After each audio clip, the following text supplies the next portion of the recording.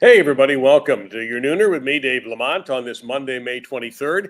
I appreciate you being here. Quite a few things to talk about, but I wanted to start with the hilarity of some of you Panthers and Heat fans, especially Heat fans, on what the kids like to call the Twitter. You know, I realize that Twitter represents a tiny sliver of our population, both locally and around the United States and around the world, really. But it's a noisy little creature, and sometimes it can actually be funny. Funny how? I amuse you. How am I funny?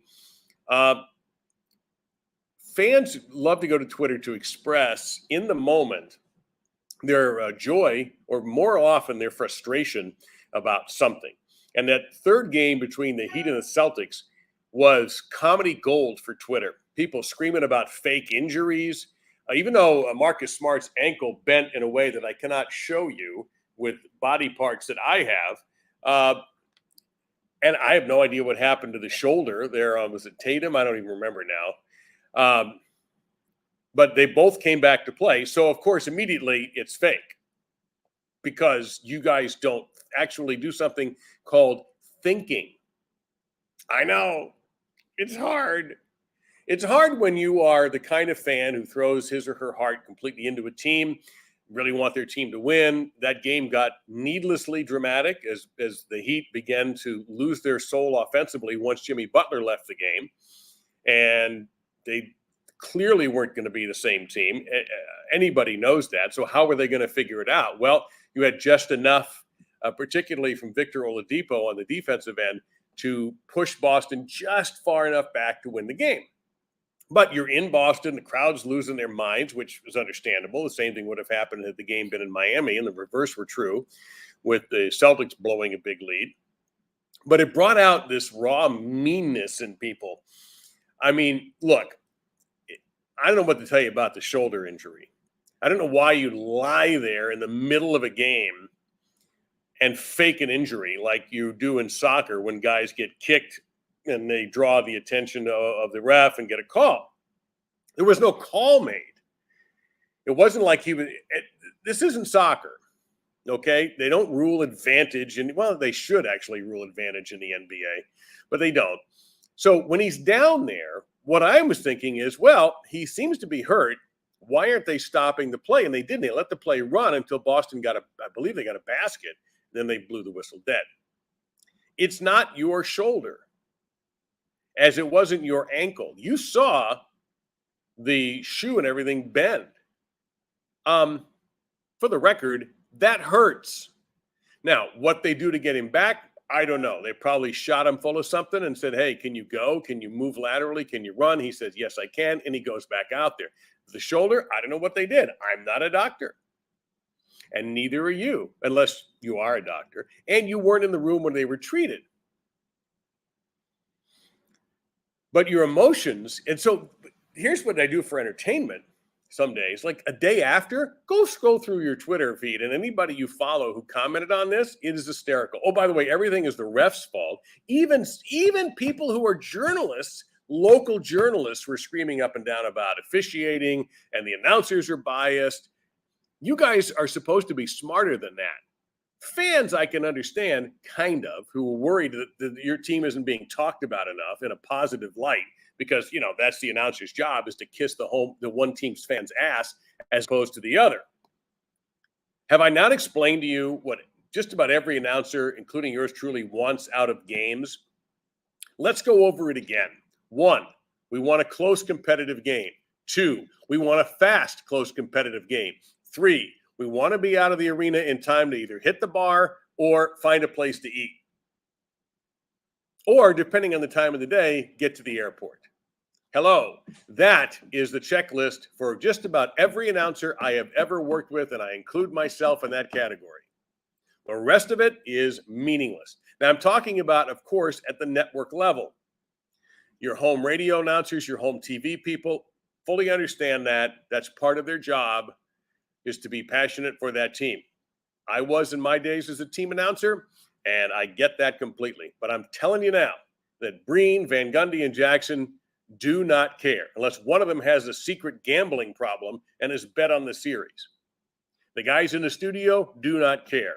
What are they looking for? Some sort of storyline to get you to keep watching. What was the storyline in game 3? Boston cutting a 25-point lead down to 15, making the game almost respectable. Guess what? They almost won. But in the end, the better team that day won. Not every call is going to go your way. And I'm sure there's plenty of people who think in Boston who think that the refs are biased against them. There's plenty of people in Boston who think the national media hate them, like you all think the national media hate the Heat. It's humorous, but also deeply frustrating. I don't know what else to tell you, but I just felt like I had to get that out there because it disturbs me when I read this crap, because I think it's crap. You're going to have to demonstrate to me that this person truly hates a team to get me to buy it. If they criticize the team, does it mean they hate them? No. Maybe in the opinion of that coach or player, former coach or former player, that criticism was warranted. Sometimes it sounds wacky. Sometimes it does make no sense. But what the problem is, you hear one remark you don't like and you just go off and immediately you don't accept anything else that person says, even if they compliment your team. And so Twitter becomes this it's not a cesspool. That's too harsh. It just becomes weird. And then the funny part is going back and reading the ones in the aftermath of the victory and how panicky everybody was, and the anger and the angst and the oh my God. And then they won. But despite the refs and the fake injuries, they won. Sometimes I wish I had that passion, and I admit I don't as much as when I was much younger. Maybe this is an age thing, but I don't know. Maybe as a friend of mine said, I had it beat out of me as a network guy for years because, I'm neutral. I really didn't care who won. I wanted a good story. I wanted to have something develop so we could talk about maybe an interesting development in the game or how, and even if it's a blowout, there are stories to be told. But did I care who won? No, not when I was neutral. Just make it good. Make it interesting. Make it fun. Make it compelling. And if the athletes are able to do that, then we're good. All right. Now, the other thing that I find kind of weird is how South Florida Twitter has just turned on the Florida Panthers. From this being the best story in South Florida sports, maybe ever, winning the President's Cup and making another run into the playoffs. I mean, a real run into the playoffs and gutting out a series against Washington when they were behind, and Washington, making comebacks against Washington. And turns out maybe that was a warning that against the 8th seed, you had to fight from behind in most every one of those games, because now you've run into a much better team than Washington and Tampa Bay, and the complete, utter, shocking inability to score with a man advantage has just destroyed this team.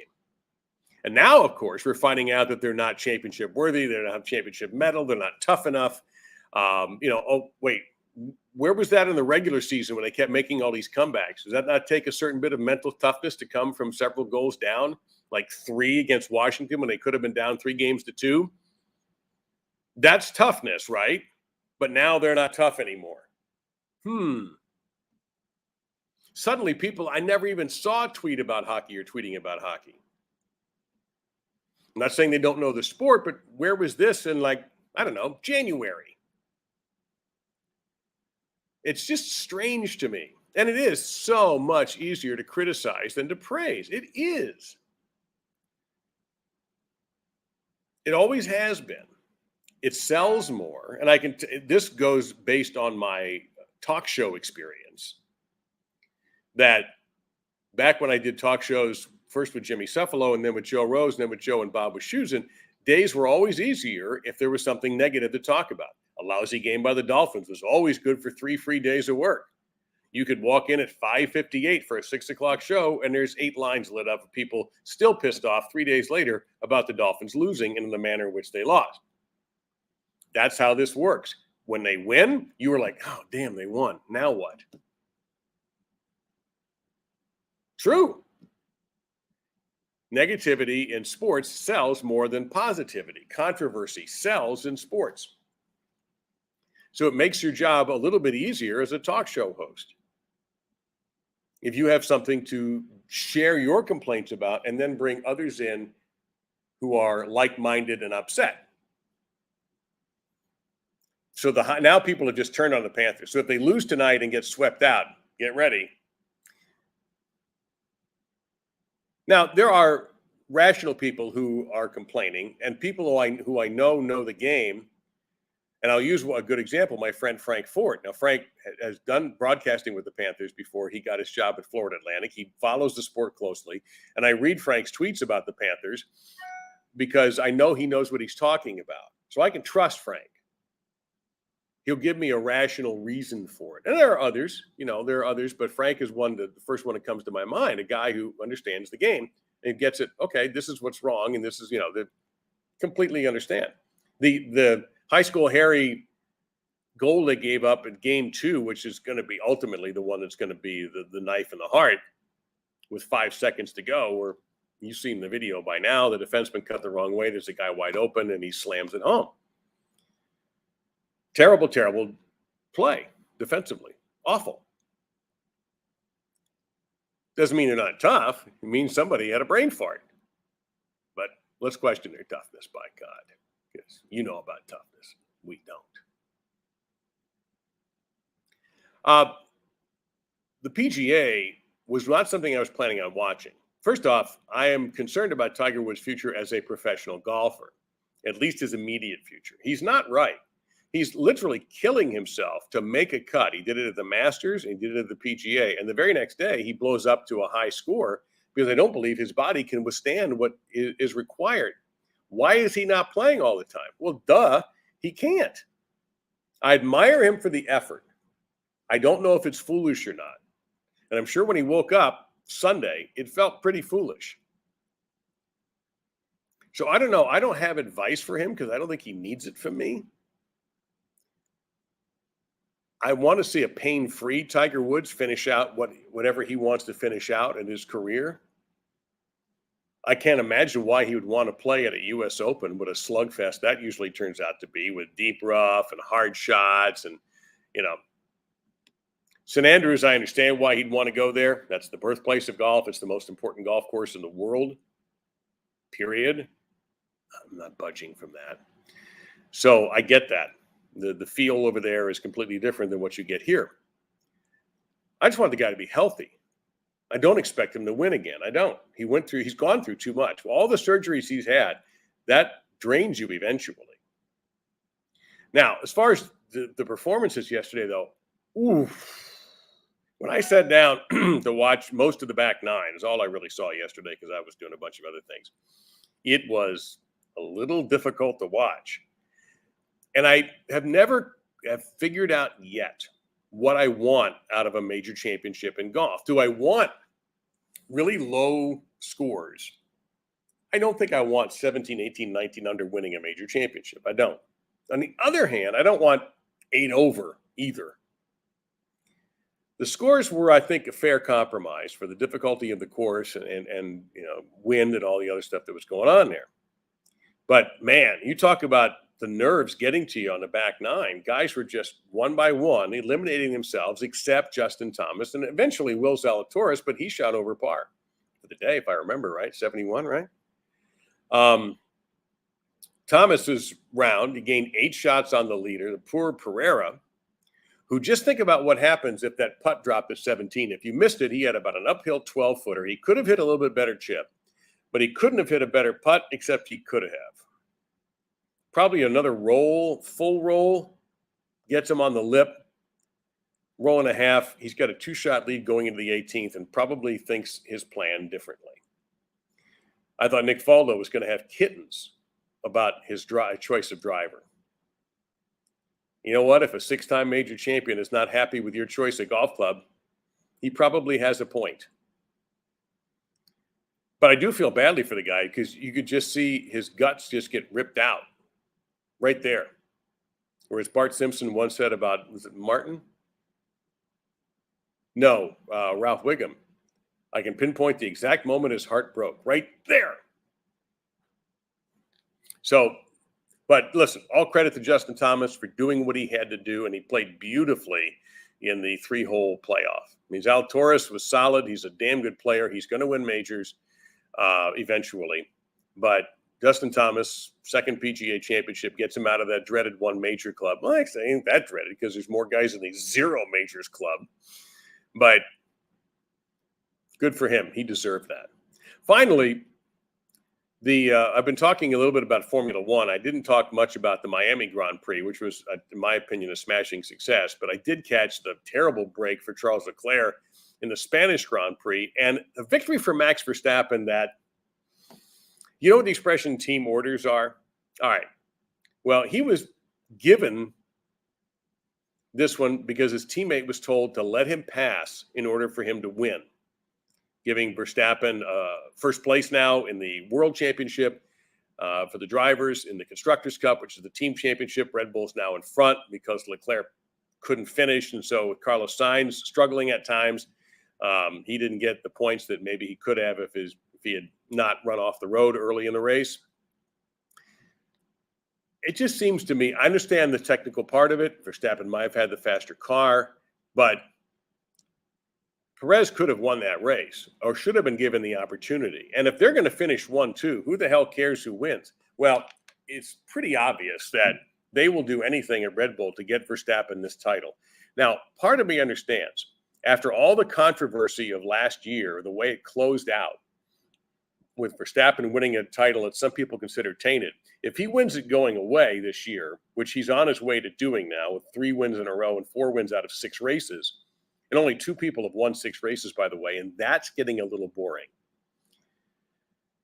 But I can't think of another sport where you're asked to stop winning so someone else on your team can win. I can't. I'm trying to think now.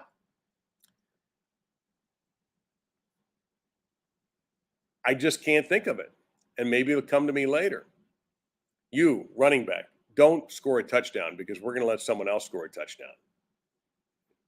I can't think of it. So it's just a bizarre part of Formula One. Now, Perez did what he was told to do, which was to not win. And I don't know. If you're Verstappen, are you happy with this? Yes, it's a win. Yes, you're getting closer to winning a back-to-back driver's title, although there's still a long way to go in the season. But, I mean, somebody moved out of the way so you could win. Is it a win philosophy, or does that one feel a little less joyful? I don't know. I'm just curious. It seems to me that it takes – look, if Perez wasn't also – looking to try to move up in the Drivers' Championship and maybe contend, which he could have started contending more seriously with a win and those extra points, I'd be furious if I were him. And I wonder what behind-the-scenes conversations as we get ready for Monaco they are having. Just a thought. Broadcast note. Next 2 weekends, I will be working with the USBC and the Professional Women's Bowling Association, the PWBA, on 2 of their telecasts on CBS Sports Network. This Sunday, coming up from Minnesota, and the following Sunday from Seminole, Florida, which is sort of in the Tampa Clearwater area. Both afternoon telecasts. I think the first one is 5 o'clock Eastern, and the second one is 1 o'clock Eastern on Sunday. So the next 2 Sundays. So I'm traveling both Fridays. So with Memorial Day coming Monday, and I'm also traveling home that day, it'll be a little while again before I sit down and do this. But unless maybe Friday I could croak one out. But I hope you get a chance to watch, and thank you very much for putting up with me today. Take care.